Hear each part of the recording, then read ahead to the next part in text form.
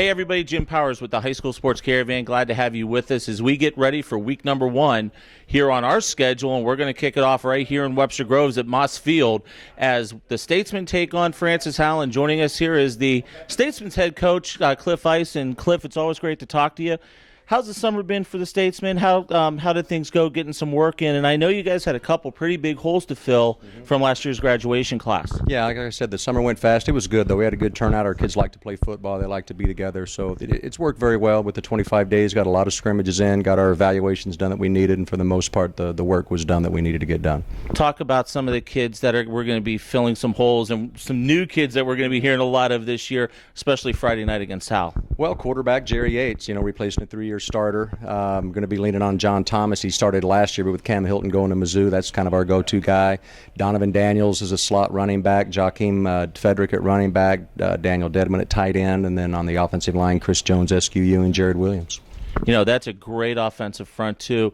Did some really nice things last year and able to let your offense do some really neat stuff. It just wasn't one-dimensional, and that's how you guys have been for many years. You've been able to spread it around a little bit. You know what we have? It's going to be interesting if we can get to that this year. Jerry's got a good arm, but he's a different animal. He's a smaller kid, so he's going to move around. He'll use his feet a little bit more. Our quarterback will be used more in our running game than it has been in the past, but breaking in a new starter, but he's a senior. He's hungry. I think he's going to do good things for us. Talk about the defensive side of the ball, and I know, obviously, losing Cam from that defensive secondary is a big hole, but I know that there were some young kids last year that got some good minutes for you guys that are going to step in and get the job done. Yeah, unfortunately, most of those guys I just talked about on offense, so they're going to be doing it on defense as well as normal. We run well like we always do. I don't know if we're going to have that big hitter in the secondary like we did with Cam, but guys like him don't come around that often.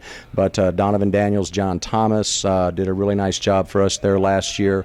Tamir Caldwell, K-Ron Richardson are some new guys that are coming up. Linebacker is going to be key for us. We have Marcel Jones, Daniel Dedman back from last year, and then those big guys will kind of go both ways and share time on the defense. But we're going to run well, so that's always going to help cover up some mistakes. And there's a couple kids, especially Daniels, that I think he's a great kid, not only on the field but off the field, but he's a leader, and he's going to probably need to fill that leadership role that, the guys in Cam and Robbie and those guys had last year. Yeah, and Donovan's a junior. He seems like a senior. He's been, with us for quite a while, kind of like those other guys that you just talked about. So I think he's a guy that's kind of set for a breakout year that's going to be big for us on both sides of the ball. It's going to be fun to watch him and see what he gets done.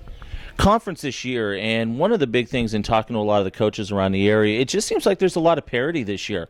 There's not those teams that are separating themselves so much. What's your feeling about what you're seeing in your conference? Well, I think it's the same exact thing. If we're going to talk about somebody, of course, always Kirkwood. Pattonville's got a lot of big bodies back at linebacker, but I think they only have one lineman coming back. So I think the big key is there's more good skill players. I think the line play is going to be the big question mark for most folks. Whoever gets that figured, I think, is going to kind of come to the front. Talk about Francis Howell. I mean, obviously, you get them at home this year. You want to throw away the second quarter of last year's game out in Weldon Springs. But what's one of the things that you're going to take away to get the kids ready for Friday night here at Moss Field? Well, for us, it's going to be limiting our mistakes. They do a great job. They're well coached. They've not made mistakes against us. It's a numbers game which favors them, but we've never used that as an excuse. We've always played bigger schools. We've always had success.